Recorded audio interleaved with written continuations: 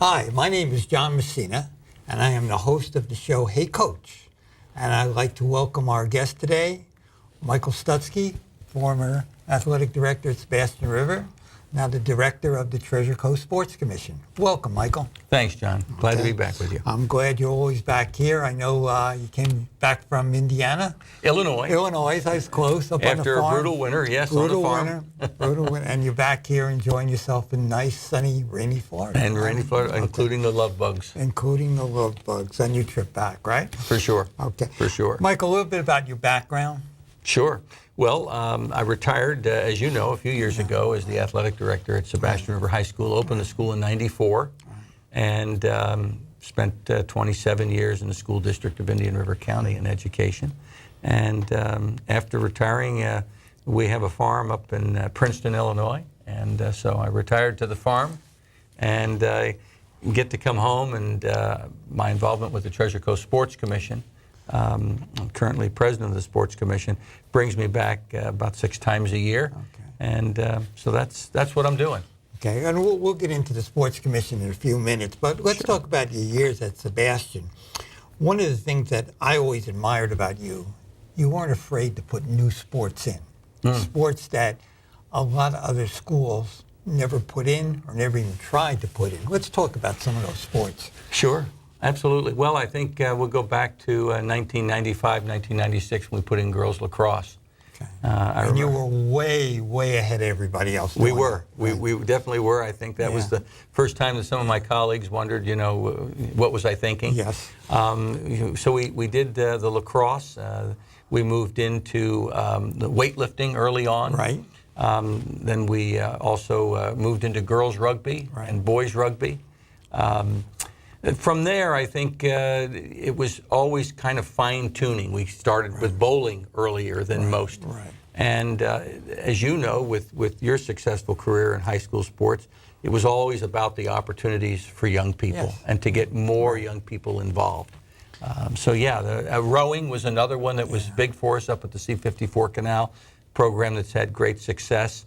And then right before I retired, we put in water polo. That's terrific. Yeah, had a lot of good fun. Now with the lacrosse and with the girls weightlifting, you were very much ahead of the game because now they are officially sanctioned sports. Yes, yes, absolutely. And I think that, looking back, in the infancy of the programs and their popularity now nationwide, it was good to be on the cutting edge, even when people thought I might be a little bit too far out there. And I think I was one of them. For sure. Now, let me ask you, when you had the rugby, when you had the water polo, when you had the rowing, who were you going against? Oh, good question. For instance, early on with lacrosse, private schools. Right. Rowing, same thing. Private schools had them. So we had to travel quite a bit. Water polo, same thing. More or less down into South Florida for that, since that was the last program that we added at Sebastian River. But I felt that it was worth the investment. The interest was there on the part of the kids, and the programs became successful. And you had great participation? Great participation, and the icing on the cake was the fact that there were scholarship opportunities for kids in sports. That's terrific.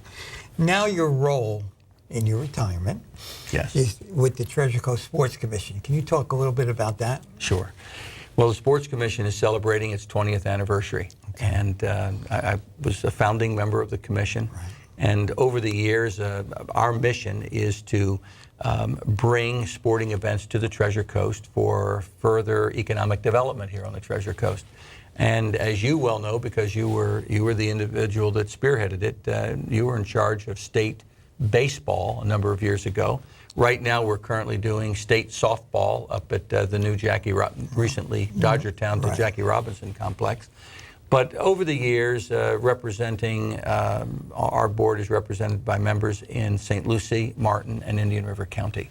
And our job is to work with government officials, school athletic directors, to enhance athletic opportunities that really go to the bottom line of economic development here on the Treasure Coast. And also, you're showing off St. Lucie County.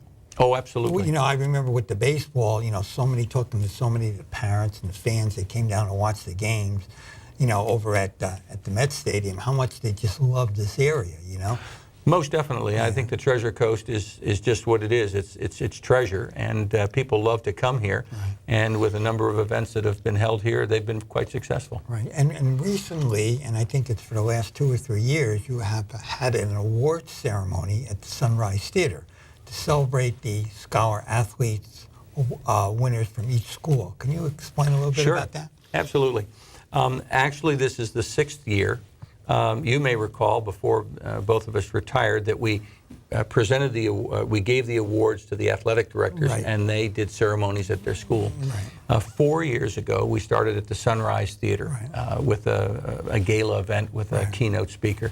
And what we do is we ask the athletic directors to provide us with the names of 2 scholar athletes, a male and a female. Oftentimes, there's not enough emphasis placed on the scholar part of being an athlete. So each year we get together in May, we have this event, and this past Monday we had it at the Sunrise Theater. About 900 people were in attendance. Terrific. It was outstanding, and it was a real privilege to recognize these true scholar athletes here on the Treasure Coast. And your speaker for that event was? Trevor Noah, and he's nationally known. He's worked with top athletes across the board. Gave a dynamic presentation. Right. And some of the awards winners, we can go through the ones in St. Lucie County if you Sure, don't mind. I happen to have them right here, of Okay. course. Let's see, from Fort Pierce Central, we had Laura Haggerty and Cameron Golden. From Fort Pierce Westwood, Tanya Stovall and Aaron Guthrie. From Lincoln Park Academy, Sharia Reddy and Cameron Slack. And let's see here, from Port St. Lucie High School, Jardith Richard and Montavious Yearby. And let's see here, St. Lucie West Centennial, Lindsay O'Sullivan and Kevin Smith. And rounding out the 6 public schools here in St. Lucie County, Jessica Naristant and Jerry Johnson. Right. And, you know, there was many more winners throughout private schools in St. Lucie County, Yes. public and private schools in Okeechobee, in Martin County, and in Indian River County. And, you know, maybe next year we'll put something together where we can actually celebrate each one of these award winners. Absolutely, And it'd be here great. we'll put something together. But I know it was a terrific program. Years ago we used to combine it with TC Palm. It came a little bit too long of a ceremony. I think we all agree on that, because, you know, we were celebrating the individual winners for each sport, team of the years, and other things like that. But it's a wonderful thing. The Sunrise Theater is a great venue to have that there. They've been extremely accommodating, and you're absolutely right. It's a wonderful venue, and when you see young people show up that are dressed nicely with their families, it's special. And also, Michael, how do these young student athletes get selected? I mean, what is the criteria for that? Excellent question. When we created the award, we asked the athletic directors to make the selection. Right.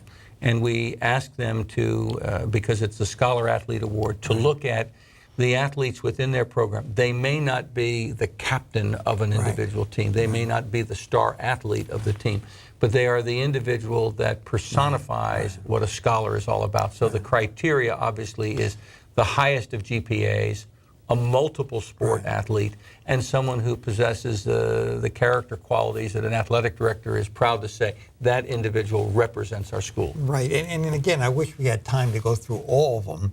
It's too bad that, you know, an event like this does not get the coverage that it should, because like you said, these young men and women, they might not be your best athlete. In most cases, they're probably not, but they're the ones that if you say, hey, they're from your school, look at what they represent. That's the best. So, you know, hopefully down the road, somehow we can get more coverage with that. Well, that would be really nice. I mean, I think that's something that has been lacking. And when you're celebrating what students are really about, and that's their academics, yes, it's great that their athletic prowess is represented, but it's the academics we hone in on. You know, and even with the coverage nowadays, you know, sometimes, and again, it has to do with popularity throughout the nation. You know, it's football and everything else. Sure. And you know, even though I love college football, I love high school football, as an athletic director for all my years, I was saying there's so many other sports, and these young men and women are doing so much, we need to get them recognition, you know? Well, they deserve it, John. I mean, you know, both of us from our experience know that as high school athletic directors, there's a there's a palette of opportunities for young people at their high schools. And it's true that football kicks off the year, but I think that sometimes we lose track of the fact that there are a lot of other sports that deserve recognition for not only the success that those students are having in their given sport, but for how well they do academically by being what we call multiple sport athletes. And you know, talking about that, you know, for many years I was on the FHSAA Scholar Athlete Committee. I probably almost 20 years. A good friend of mine, Dave Currier, who used to be the athletic director at West Boca, and I were on that. I think we were one of the founding fathers of it. And when we first started it, and you had to have like 3.5, you had to play 2 or 3 sports, looking at 3 sports for multiple years. Mm-hmm. We started off, Michael, we had maybe 500 applicants. After 20 years, we were down to like maybe 175, maybe 150. And we would choose an all-boys team of 12 and an all-girls team of 12. It's very difficult in the beginning. Sure. As time went on and the number of applicants was weeded down, it became almost kind of easy to pick the team. And very surprising, the reason that the applicants dwindled down was not because of the GPA. Not because of their community service or the clubs that they were involved, because these kids were involved in everything. It was that student athletes were not playing more than one sport. And this is the new trend. It is a new trend, but one of the things that I'm pleased that I can share with you, when I looked over the names of the young people here on the Treasure Coast that we recognized, many of them are multiple sport athletes, and it's nice to see that maybe that trend is shifting. I hope so. But you know, you see everything on TV geared toward off-season workouts and this and that. I remember when I was coaching, I used to tell my players, you know, when I was coaching baseball, I said, find a fall sport. Not a winter sport, because that would run into baseball. If they wanted to do that, that's fine. But find a fall sport. Get busy, get your grades up, enjoy yourself. Now it seems like off-season training is year-round in every sport. That's unfortunate, because it takes away from what could be a wonderful opportunity for a young person to be coached by someone else. Different styles of coaching, a different group of student athletes to be involved with. Right. Another factor that you're trying to put in is that you're trying to get involved with bringing back the Treasure Lake Conference. This is a conference that we had for many years. We started off, I think it was 8 or 9 schools. It got up to 12. And then basically back then it was developed because we needed to put together a schedule. This is when you were playing 30 games in a regular season. You didn't have that many sports. You wanted to limit, you know, your travel time and everything. But once we got broken up into different districts and different classifications, it became very, very difficult to keep the Treasure Lake Conference going. So it disbanded about 7, 8 years ago, if I'm not mistaken. Correct. Now you're trying to put it back. Well, one of the things that the Sports Commission offered the athletic directors in the area is that to save on cost, we would provide all of the awards that would be given to the student athletes. And there is a consensus amongst athletic directors, both public and private, to bring the sports, to bring the Treasure Lake Conference back. I think one of the leading reasons for it is that because there is minimal coverage in the newspapers of what kids are doing, your conference can provide opportunities for recognition for kids. And this is important when they're going up against kids in other areas for scholarships at colleges and universities, to be able to say, you know, I have conference honors. So, you know, our hope is that now that the Treasure Lake Conference, the potential is there for 20 schools to be involved, both public and private. And kudos to the ADs at both public and private to work it out where they can compete in the sports that they choose to. I mean, it's going to be difficult, you know. Oh, it won't be easy. There's no doubt about that. Because now you're dealing with 20 different schools rather than when we started with 8, 9, 10, and 11. And, you know, going in 20 different directions. And next year, especially that the FHSAA has this new format with team sports, that you're going to, you know, qualify for the playoffs. If you don't win the district, it's going to be on a point system. So, you know, again, if you're scheduling for next year, you got to look at playing somebody that's going to get you some points so you can get in that. So it's you're going into unknown qualities there, you know. talking about the FHSAA, and you know, Michael, you and I have been involved with them for many, many years. I think the biggest situation going with the FHSAA, and I always talk about this almost on every show, is how easy it is to transfer from one school to another and still stay eligible athletically. Yeah. And singularly, I think it's one of the biggest mistakes that the FHSA could have ever made. We've talked about this. Right. It's not so much an old school attitude, but when you talk about loyalty to your school, Right. when you talk about your teammates, and teammates matter, but giving students this free pass to move from school Right. to school, it's not healthy. It's not healthy for the school that they're playing at. It's not healthy to the school that gets them because of their athletic abilities. I think within the next 3 to 5 years, the state will have to change that. That's just my personal opinion, obviously, but I see nothing positive that has come out of that. And this has been in for about, like, 6 or 7 years now? Not Maybe not that long. Not that long, but I think what will happen is you will end up with schools that are the haves and the have-nots. Yeah. You'll have power schools in geographical areas that other schools won't ever have a chance to be competitive with because they will not be able to make the draw because these schools have the financial means, they have the tradition, the history of success within their programs. There's something to be said when a community has a high school and that high school represents that community. But when you look at a school that may have teams that are made up of students from various geographical areas, I don't think that's healthy for the community, to be perfectly honest with you. Again, personal opinion. And this was not done by the FHSAA. The FHSAA was mandated by the state legislature. And I know you and I personally went to a lot of meetings with state legislatures, and they did not seem to understand. They wanted it as an academic move first, saying, okay, if you can go to any school you want academically, and we kept saying, wait a minute, they're going to use this rule to transfer athletically. And right now, you can transfer. I think there's 3 simple reasons, 3 simple ways you can transfer. First of all, school has to have openings. Second of all, you can't be on any type of probation when you transfer. And third, which is the easiest thing, you got to provide your own transportation. That's right. Okay, and what happens is it depends on each school's district.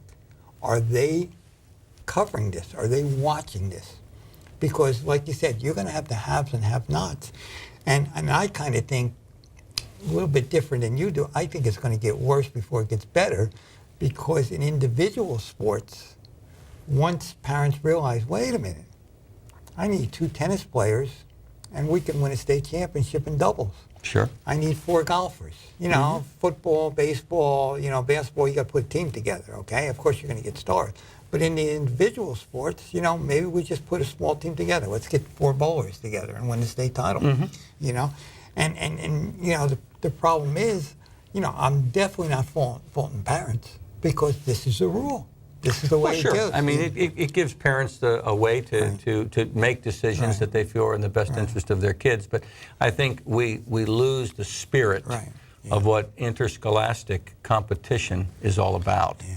And, it may be a few years before the legislature wakes up, but the FHSAA, I think, is going to have to provide them with some information that says, look, we are seeing throughout the states these pockets of success, and the other schools are being left by the wayside. Well, it's kind of funny. When I was getting the preseason report on a lot of the baseball teams, because I'm over helping at Morton County now, we looked in South Florida newspaper, I'm not going to say the name, and they gave the, offense and defense. It was for football, and even though I'm helping with baseball, I was looking at the football.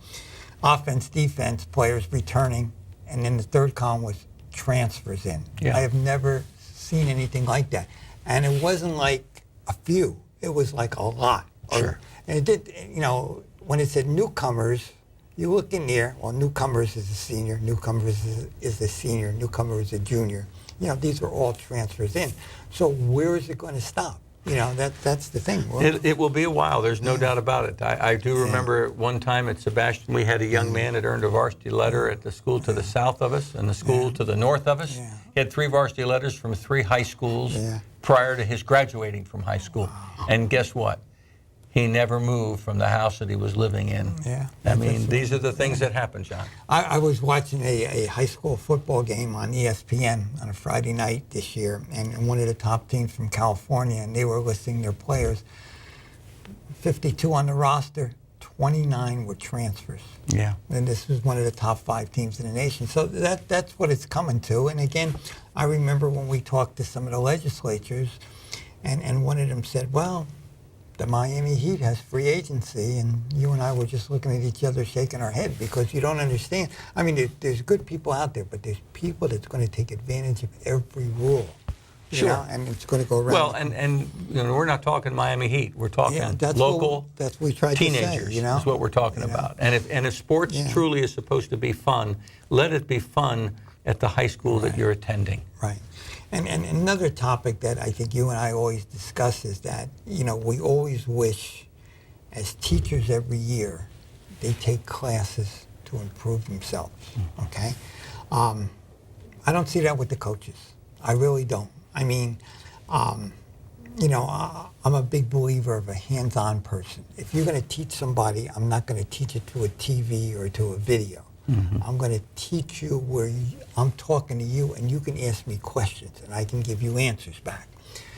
I wish there was almost a mandatory, not just on safety issues, because they do it, from the HSAA, from each school district, where veteran coaches can teach the younger coaches what it's like, because you learn something every day. I mean, I've been doing baseball for over 40 years. And like I said, I'm back over in Martin County helping them out. I learned a ton this year. Sure. From the coaches there and from the players there. Times have changed and you have to adjust. But what are we doing to make our coaches better coaches? What are we doing to make them relate, not just to the parents, but to relate to the young men and women? Because times have changed now. Well, not only have they changed, but we really have missed the boat. And, when the legislature steps in and legislates high school sports, you would think they would have started right at the very top, and that is the individuals that are working with coaching and mentoring young people. It should be mandatory in the state of Florida that if you're going to hold a coaching certificate, that you have to take courses to be a coach. Right. Not just to be a coach in name, but to understand the theory and practices of being a coach and sports-specific instruction, being a coach. We do that with our athletic directors now. Why are we not doing it with our coaches? I really like that, but I don't like the part where you can just go watch a video and take a test. Because, again, if there was a coach, a hands-on teacher for you, they could put you in scenarios.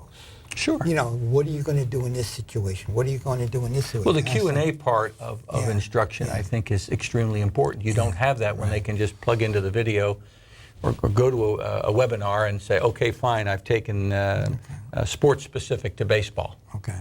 When you can sit and talk with a coach that's got 40 years experience and, like you said, discuss different scenarios, you're making the notes, you're taking it back with you. Or when you take these videos, give me the answers. Which a lot of as I do. And the same thing with safety issues.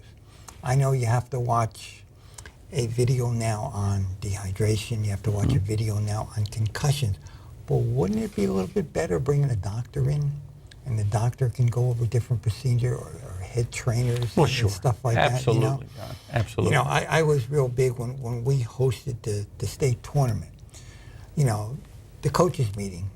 I wanted to meet everybody. I wanted to meet the coaches. I wanted you to bring your assistant coaches because I wanted to talk to you. And I talked to them for about 45 minutes. I fed them. I wasn't stupid. I fed them to make them come up there.